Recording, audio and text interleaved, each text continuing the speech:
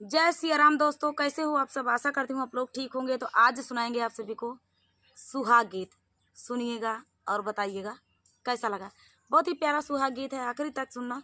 बहुत ही दर्द भरा सुहाग गीत है, दिल को छू जाएगा ऐसा सुहाग गीत है। तो चलिए सुनाते हैं ये प्यारा सा सुहाग गीत।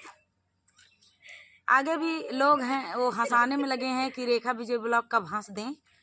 तो चलिए सुनाते हैं ये प्यारा सा सुहाग गीत। हंसाना भी चाहिए किसी किसी को। ननद भाभी सुनाएंगे।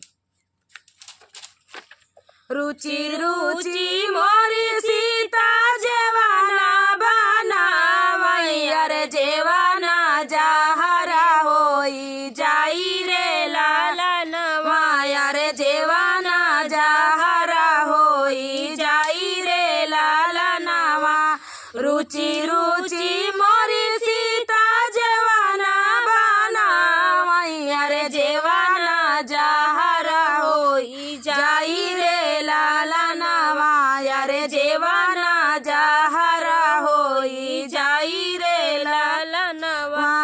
पाँचई कावरा जेवाना जेवा मोरे स्वामी, अरे जेवाना सुफला होई जाई रे लालनवा, अरे जेवाना सुफला होई जाई रे लालनवा।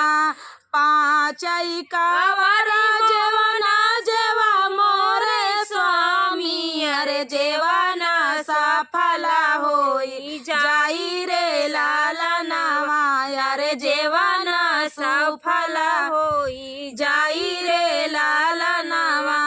जेवाना ताजई है ससुर राजा दशरथ, अरे आवारऊ कौशल्या रानी सासरे लालनवा, अरे आवारऊ कौशल्या रानी सासरे लालनवा। जेवाना ताजई है वही लक्ष्मण देवरवा, अरे हम तऊ चले हैं बाना बासरे लालनवा, अरे हम तऊ चले हैं बाना बासरे लालनवा।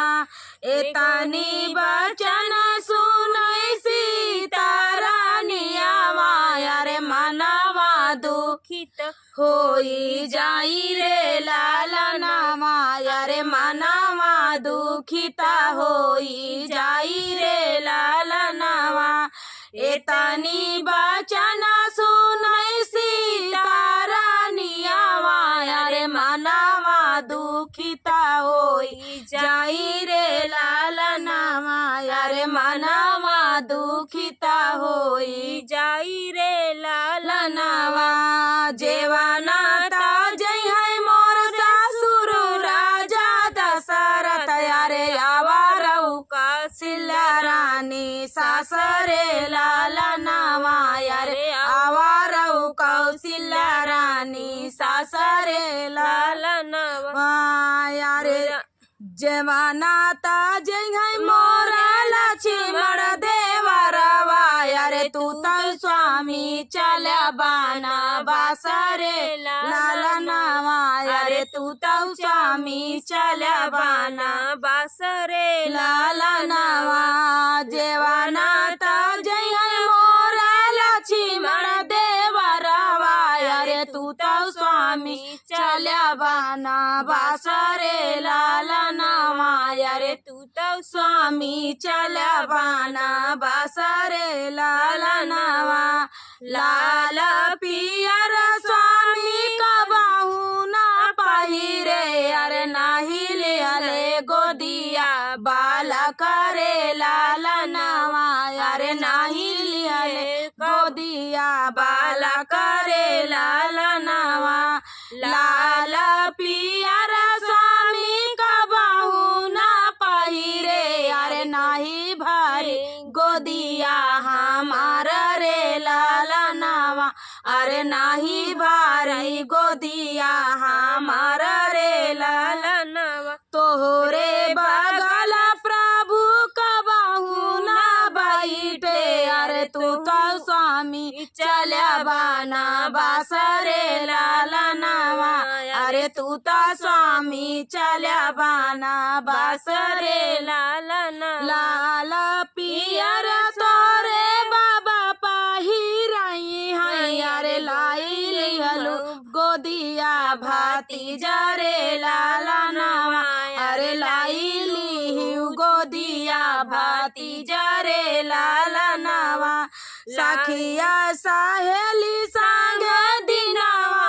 बिताई है अरे नाही आई सुदिया हमार रे लाला नवा अरे नाही आई सुदिया हमार रे लाला नवा सखिया सहेली संग दिनवा बिताई है अरे नाही आई सुदिया हमार रे लाला नवा अरे नाही आई सुदिया हमार रे लाला नवा एतानी बचना प्रभु पहिले जा बोला त्या रे एतानी बचना प्रभु पहिले जा बोला त्या रे बाबा घरे रहते कुंवर रे लाला नवा रे बाबा घरे रहते कुंवर रे लाला नवा एतानी बचना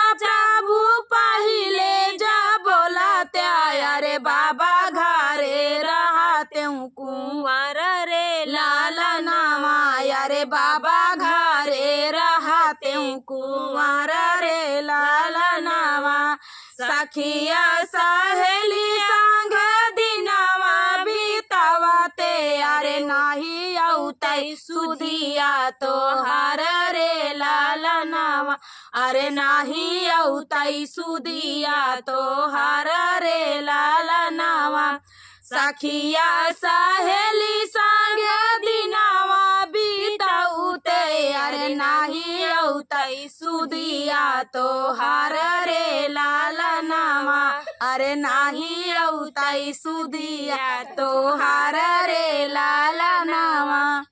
तो दोस्तों ये प्यारा सा दर्द भरा सुहाग गीत आप सभी को कैसा लगा? मैंने पहले ही कहा था कि हमारे यहाँ हंसाने वाले लगे हैं पीछे। और चलिए दोस्तों ये दर्द भरा सुहाग गीत आप सभी को कैसा लगा कमेंट में जरूर बताना। और हंसी छूट जा रही है। तो चलिए तब तक के लिए जय श्री राम।